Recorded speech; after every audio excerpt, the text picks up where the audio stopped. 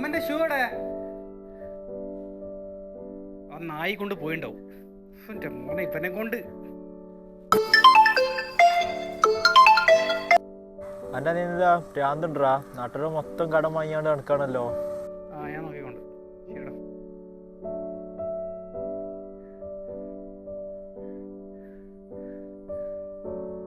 ഇജ്ജെവിടെ?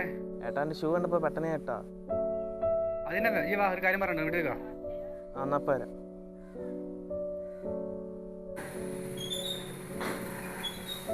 അണക്കെന്താ തലക്ക് വല്ല പ്രാന്ത് എന്തെങ്കിണ്ടോ?